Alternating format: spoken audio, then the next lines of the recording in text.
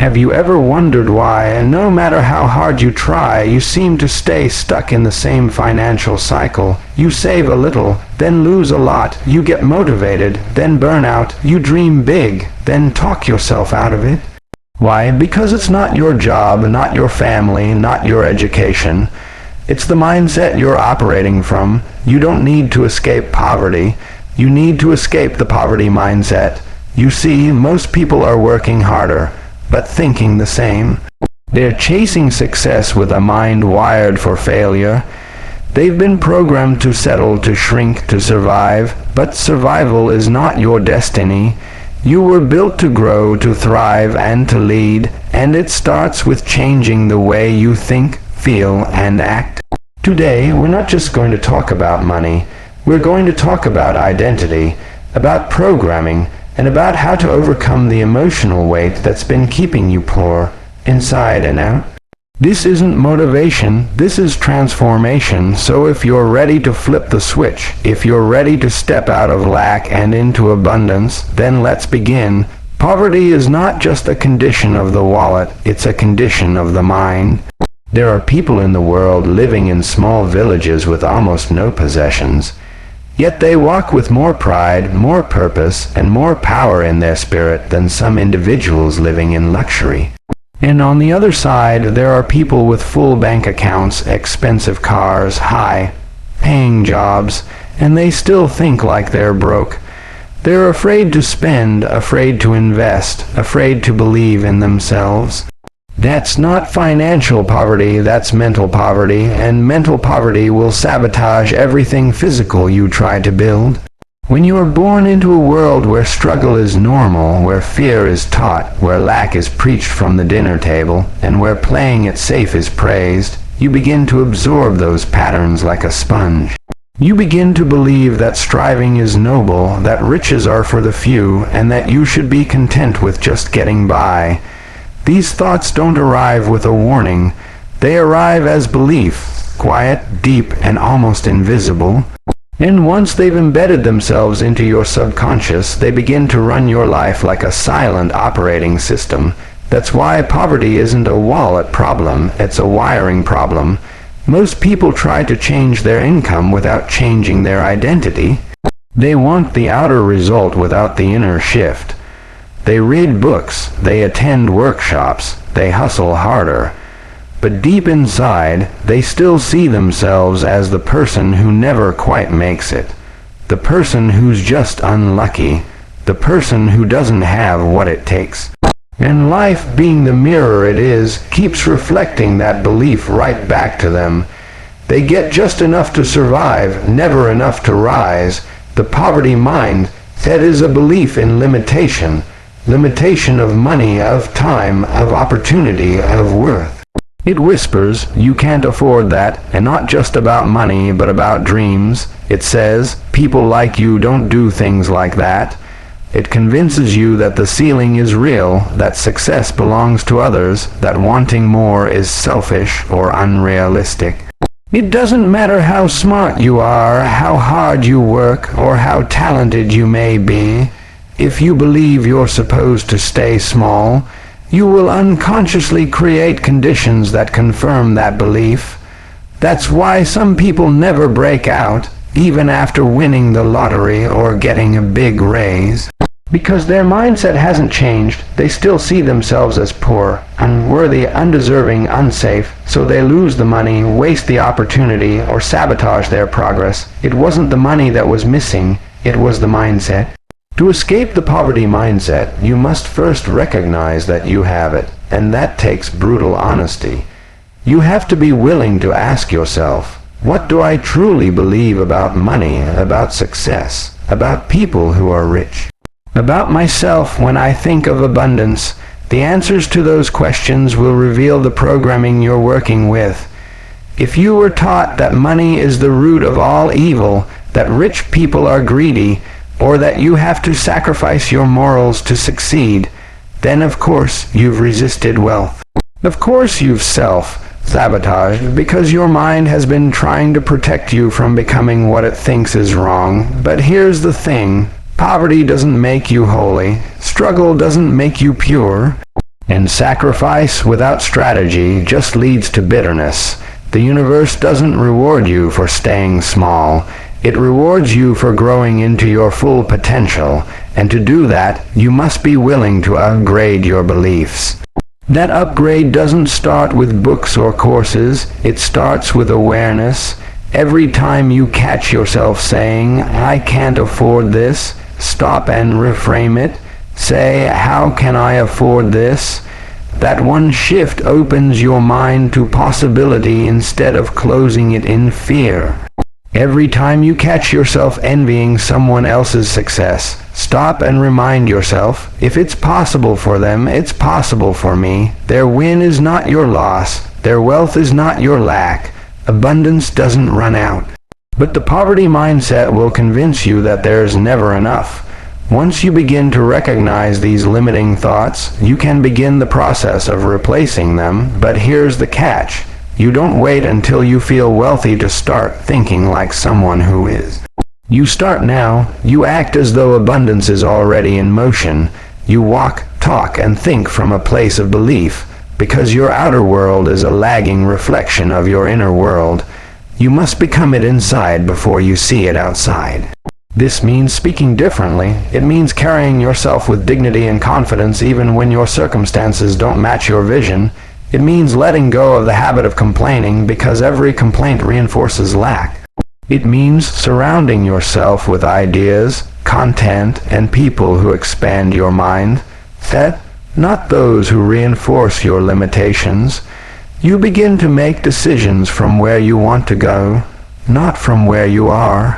One of the most dangerous things about the poverty mindset is that it's invisible to the person living in it. They think they're being realistic. They think they're being responsible. They think fear is wisdom. But fear isn't wisdom, it's programming, and most people are living lives dictated by fear, not by vision. They're working jobs they hate, living in environments that drain them, tolerating toxic energy, because they've accepted the belief that this is all there is. The poverty mindset is heavy. It makes you shrink your dreams to fit your current circumstances instead of stretching your actions to meet your potential. It makes you wait for the right time instead of creating time. It convinces you to focus on lack so that even when opportunity shows up, you miss it.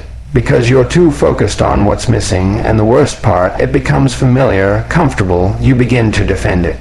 You say things like, "I'm just being careful," or "it's not that easy," or "some people don't get those kinds of chances." But what you're really doing is building a prison with your words. You're reinforcing the very chains you need to break. The mindset that says "I can't" is not protective, it's destructive. Your mind is the soil, and your beliefs are the seeds. If you plant poverty, you'll grow poverty. If you plant abundance, you'll grow abundance. It doesn't matter how strong the seed is. If the soil is toxic, nothing will grow. And that's why so many people chase success without healing their inner landscape. They try to plant in soil that hasn't been tended, nurtured, or cleansed of weeds. You have to unlearn the scarcity. You have to deprogram the fear. You have to make a daily decision to think differently, even when the evidence around you says otherwise. Because what you believe is more powerful than what you see. And the moment you change your beliefs, you start to create a new reality. Negative feelings are one of the most deceptive and paralyzing forces a person can face, especially when trying to escape the poverty mindset. These emotions don't just arrive out of nowhere.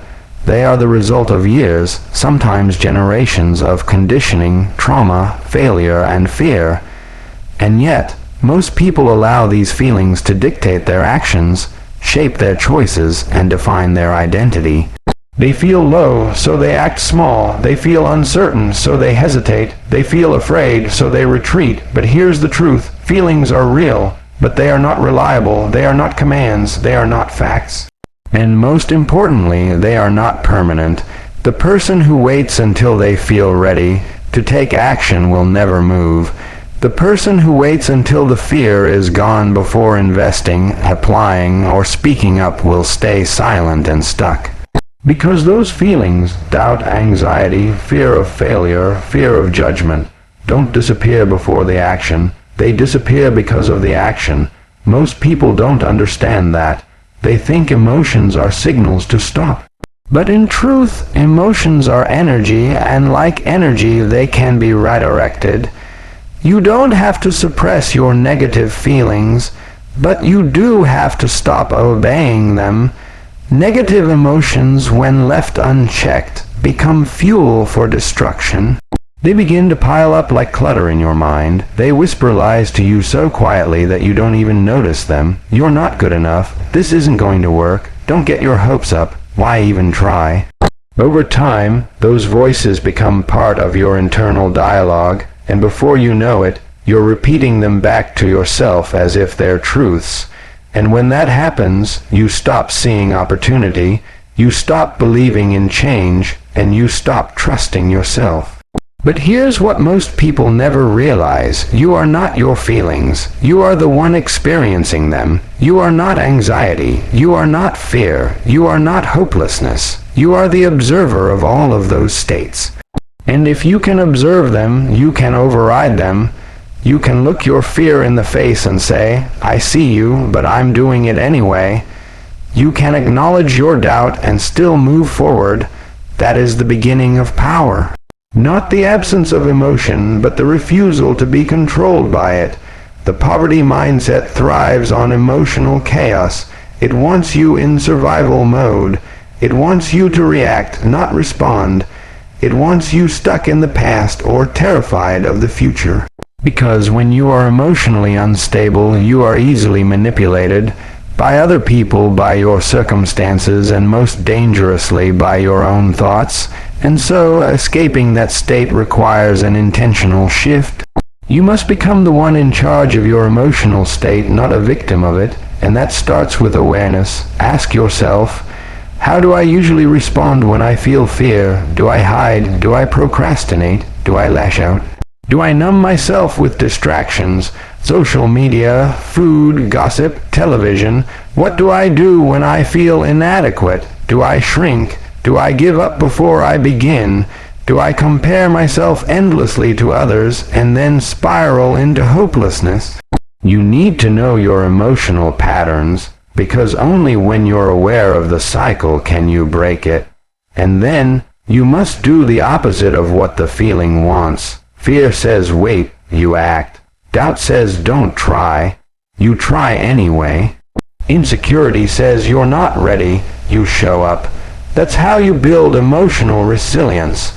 That's how you stop being dragged around by your moods and start building a mindset strong enough to escape poverty. You don't need to feel confident to make bold moves. You make bold moves and become confident.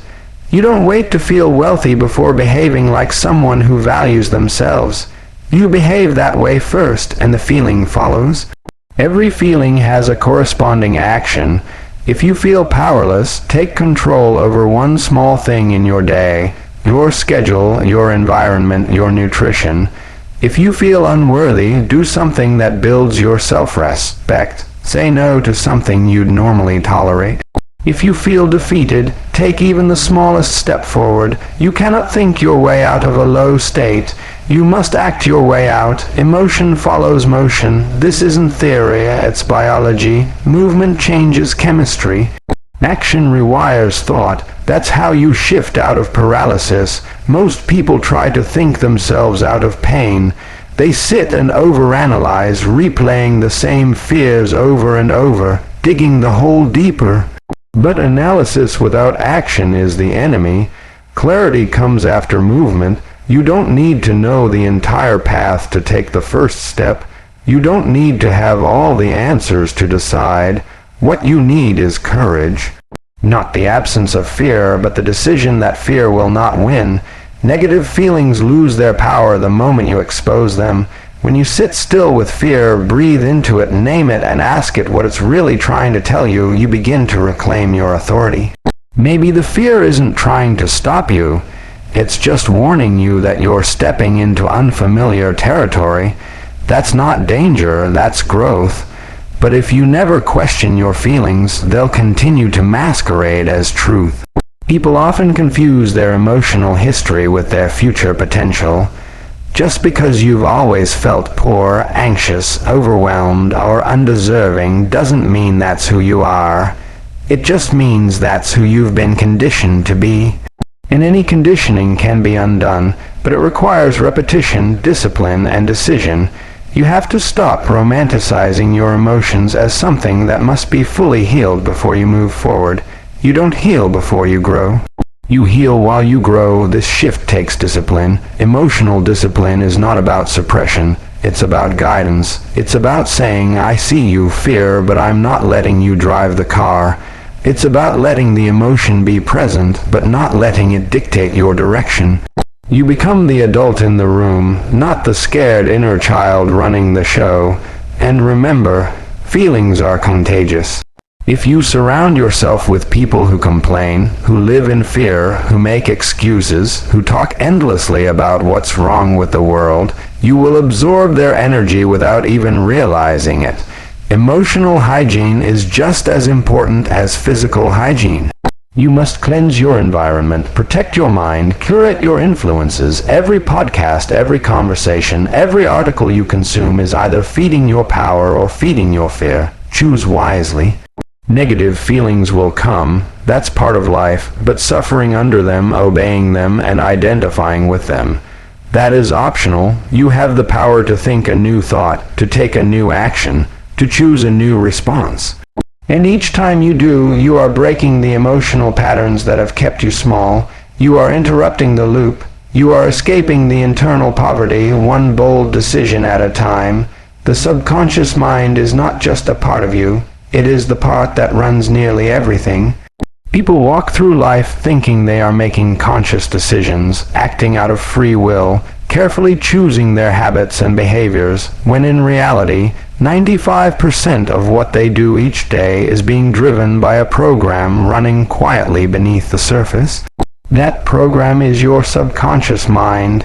It is built from everything you've seen, heard, experienced, accepted, feared, and believed, especially between the ages of 0 and 7. During those early years, your subconscious was wide open, absorbing everything like a sponge, without filters, without logic, without the ability to question. So whatever you were told about money, about success, about what you deserve became your truth.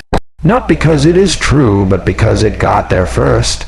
If your parents argued about bills, if you saw stress every time rent was due, if you heard phrases like money doesn't grow on trees, we can't afford that, or rich people are selfish, then those words didn't just pass through your ears. They were planted into your subconscious like seeds, and unless you've consciously reprogrammed them, those same seeds are still growing. They're influencing your financial thermostat, your relationship with opportunity, your beliefs about risk, and your ceiling of success. This is why people with big dreams often stay small, because their subconscious is still playing old tapes of limitation. The subconscious mind does not care whether a belief is empowering or destructive. It simply accepts and executes. It doesn't reason, it doesn't filter for truth, it only takes in repetition, emotion, and consistency. That's why affirmations, visualizations, and autosuggestion work, not because they are magic, but because they speak the language of the subconscious. Your conscious mind might say, I want to be wealthy, but if your subconscious is still programmed with fear, guilt, shame, and doubt around wealth, it will sabotage you every time. You'll procrastinate, you'll undercharge, you'll miss opportunities, or worse, you'll succeed briefly and then unconsciously find a way to lose it all, because you're not aligned. This inner programming is why two people with the same education, the same skills, and the same opportunities can end up in completely different places. One thrives and the other struggles. Why? Because one person has a success program installed in their subconscious, and the other is still running a poverty file, your external life is a direct printout of your internal coding. Until you change the code, the results remain the same. This is also why willpower doesn't work long term. You can force change for a while. You can wake up early, push yourself, grind, hustle, and pretend to believe. But if your subconscious beliefs are still rooted in lack, they will pull you back like gravity. You'll get tired, you'll burn out, you'll wonder why it's so hard. It's not hard because you're not capable. It's hard because you're working against a program that says you're not supposed to win. To escape this cycle, you must begin the process of reprogramming. That starts with awareness. You need to become an observer of your own patterns. Watch yourself. Listen to the language you use every day. Are you constantly saying things like, "I'm broke," "I can't catch a break," "That's too expensive," "I'm not lucky like that"? These statements are not harmless. They are instructions to your subconscious mind. Every word you speak, especially with emotion, becomes a command. Speak scarcity and your subconscious will create conditions to match it. Speak abundance even when you don't see it, and eventually your subconscious will catch up. Visualization is one of the most powerful tools you have because the subconscious mind does not know the difference between real and imagined experience. When you visualize vividly with emotion and repetition, you are sending a clear signal to the subconscious. This is real. And because the subconscious must align reality with its programming, it begins to shift your behaviors, decisions, and energy in subtle ways to make that vision come true. Most people don't use this tool, not because they don't believe in it, but because they're too busy imagining worst-case scenarios instead. That's visualization too, just in the wrong direction. Reprogramming also requires emotional repetition. Saying affirmations once or twice a day without any real feeling behind them does little. But when you say them with power, with conviction, with the belief that you're rewriting the story of your life, they begin to penetrate deeper. The subconscious is moved by emotion more than logic. That's why emotional trauma creates deep-rooted beliefs. It imprints the subconscious with intense, unforgettable feeling. To reverse that, you must generate intense, positive emotion. Gratitude, faith, boldness, power. You must feel your new beliefs before they ever show up in your bank account or circumstances. Habits are another portal into the subconscious. The small things you do every day without thinking are proof of what you truly believe. If you habitually waste time, you don't believe your time is valuable.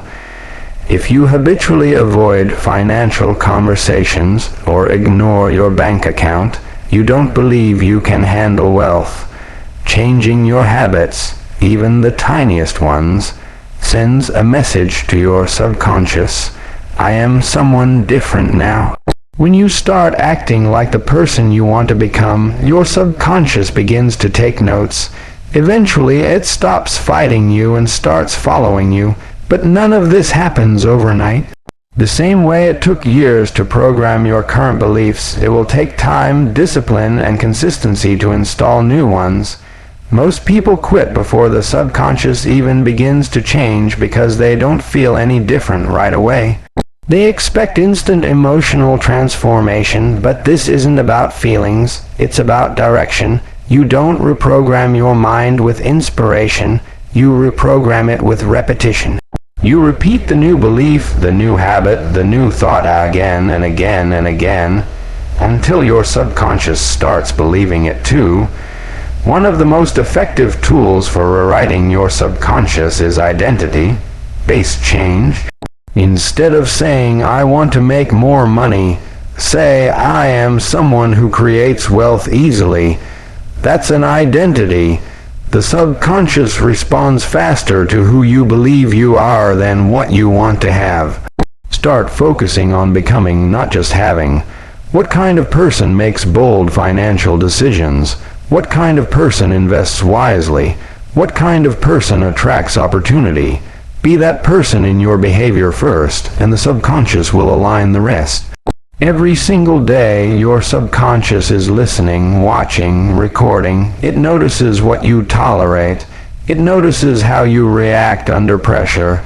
It notices whether you follow through or flake out, and based on those patterns, it decides how to operate. The moment you start interrupting those patterns with new actions, new thoughts, and new standards, your subconscious begins to shift. Not because you forced it, but because you let it. That's what transformation is. Not a sudden lightning bolt of change, but a quiet, consistent turning of the internal gears that begins to move everything else with it. Your environment plays a far greater role in shaping your mindset than most people ever realize. The poverty mind, it is not just passed down through words or beliefs. It is reinforced daily by the environment you choose to live in. Every voice you hear, every image you see, every piece of information you consume, and every energy you allow around you is either reinforcing the old limitations or triggering the rise of new standards. Environment is never neutral. It's either feeding your growth or feeding your fear. There is no in-between. And the hard truth is that most people stay trapped in poverty, not because they're lazy or incapable, but because they're immersed in an environment that constantly pulls them back to who they used to be. If you wake up each day in a room filled with clutter, disorganization, and chaos, your subconscious registers it. It may seem harmless, just clothes on the floor, dishes in the sink, background noise from the TV, but all of it adds up. Your physical space is a mirror of your mental space. If your surroundings are disordered, stagnant, or dull, your mind absorbs that energy.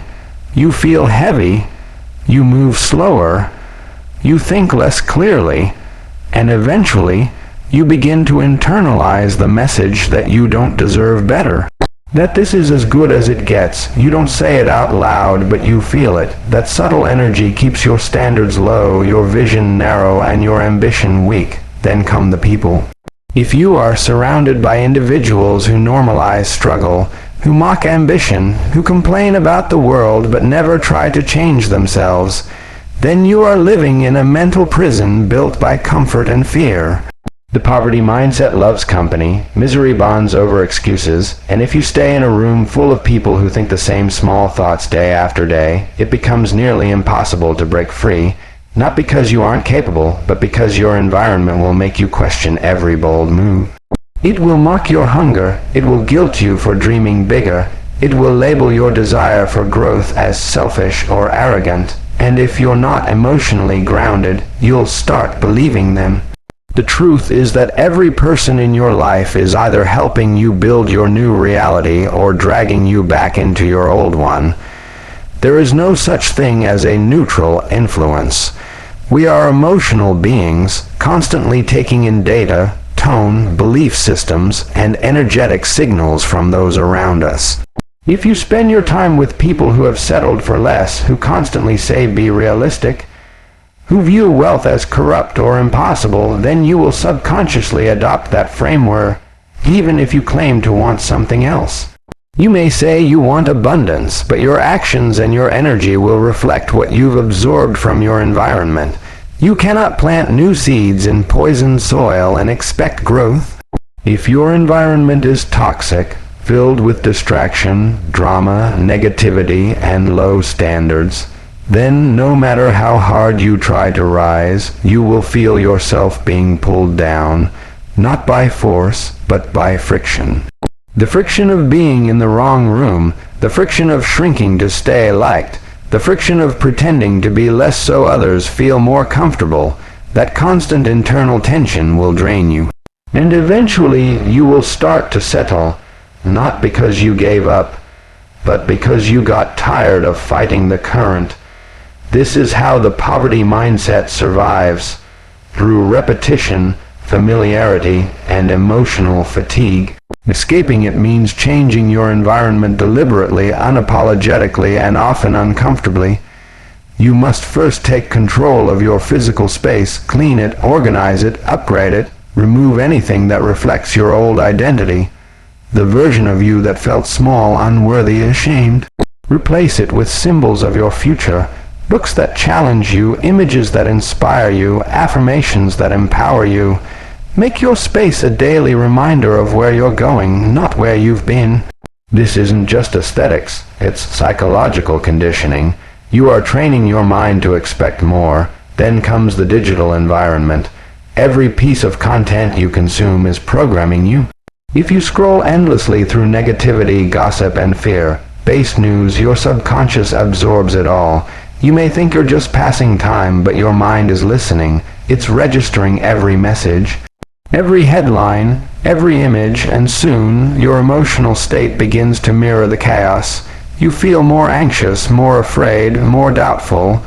But if you intentionally fill your feeds, your playlists, your screens with education, elevation, and empowerment, your mind begins to shift. You start to see possibilities. You start to crave growth. You start to question the limits that once felt so solid. And of course, the social environment is the most critical.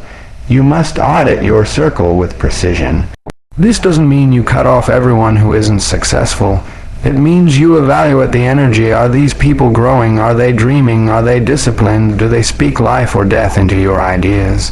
Do they make you feel expansive or contracted? Do they hold you accountable or enable your excuses? These questions are not cruel. They are necessary, because the people you surround yourself with will either normalize greatness or justify mediocrity.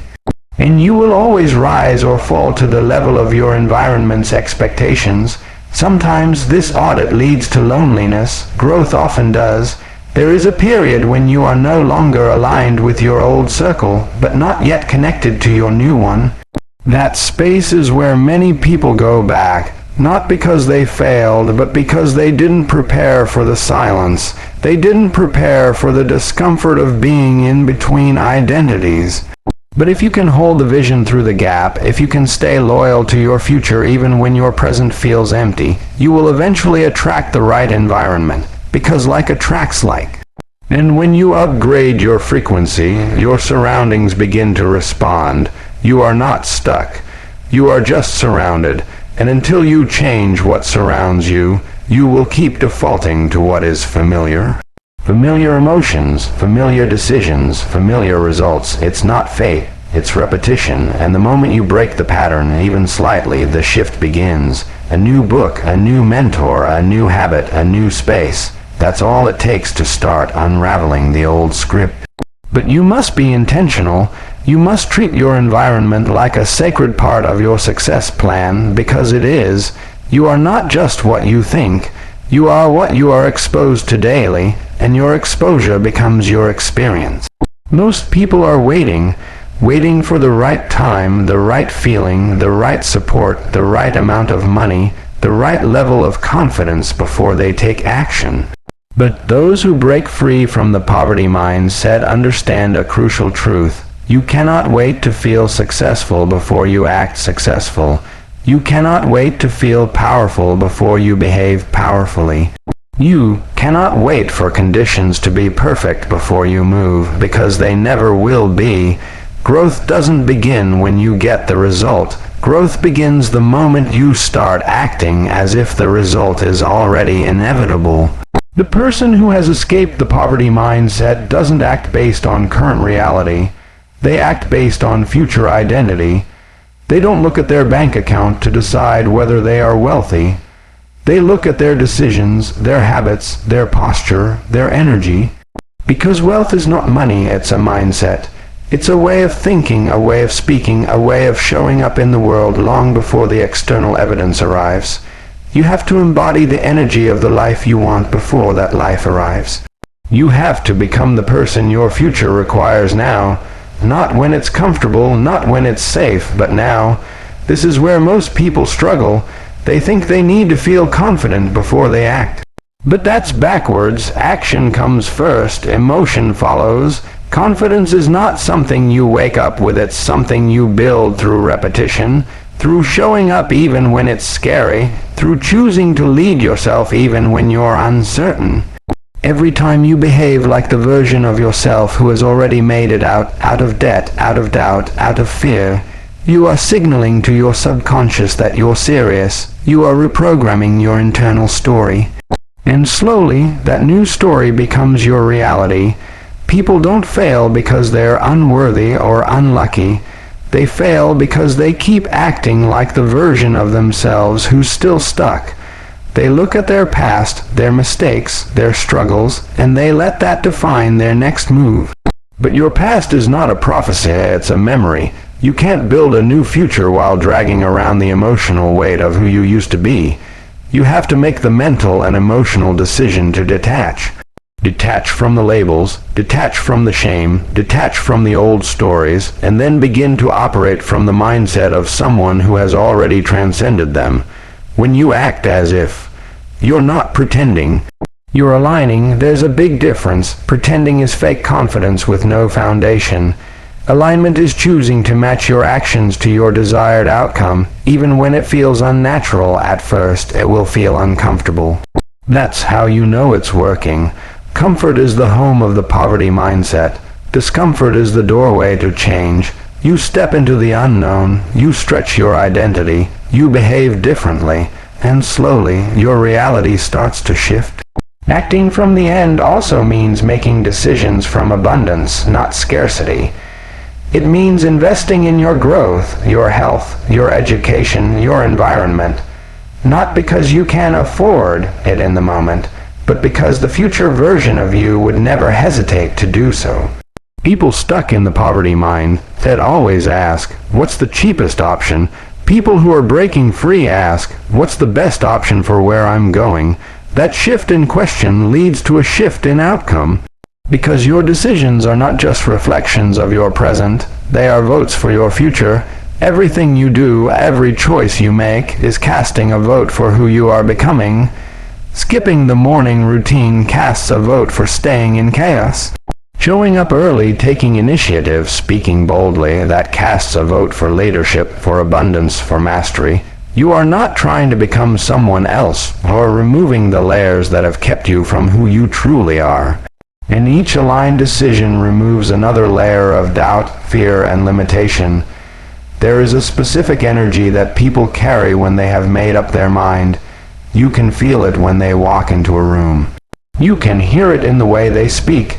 You can see it in their habits, their posture, their certainty. They don't need validation. They don't need permission. They are no longer available for mediocrity.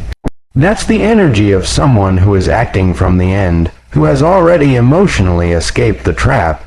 Even if the physical results haven't caught up yet, the results always come after the decision, after the identity shift, after the daily actions that reinforce the new standard.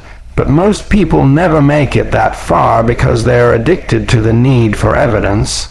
They want to see it before they believe it, and so they wait. And while they wait, nothing changes. They keep dreaming, planning, hoping, but never embodying. And embodiment is the missing link between desire and reality. When you embody the end result, when you live, breathe, and behave like it's already yours, you start to vibrate on a new frequency. And at that frequency, different opportunities, people, and resources begin to appear, not because of magic, but because you're finally a match for them. You no longer reject success subconsciously. You no longer self-sabotage. You no longer make small decisions out of fear. You've recalibrated your emotional and mental baseline. That's how the game changes. Your energy is your strategy. You can't fake it. You can't force it. But you can decide to shift it, and every decision to act as if reinforces the new identity you're building. You begin to trust yourself more. You begin to see through the eyes of possibility. You stop being reactive and start becoming proactive. You don't need to have all the answers. You just need to behave as if the version of you who already succeeded is guiding your every move. This also means speaking differently. Someone who has escaped the poverty mind that does not speak in fear-based language. They don't say, I can't, I'm stuck, I'm just trying to survive. They say, I'm figuring it out, I'm growing. This is preparing me for something bigger. Language is one of the fastest ways to shift identity. The way you talk about yourself is a reflection of how you see yourself. If you want to rise, your words must rise first. And even in the quiet moments when no one is watching, acting from the end means holding the line. It means doing the work when it's boring, sticking to the habits when it's hard, showing up for yourself when it feels pointless, because the person you are becoming wouldn't quit when it's inconvenient. They wouldn't fall apart at the first setback. They wouldn't ask for permission to live on purpose. They would rise, they would keep going, they would lead, so you do the same. Not because you feel like it, but because it's who you are now.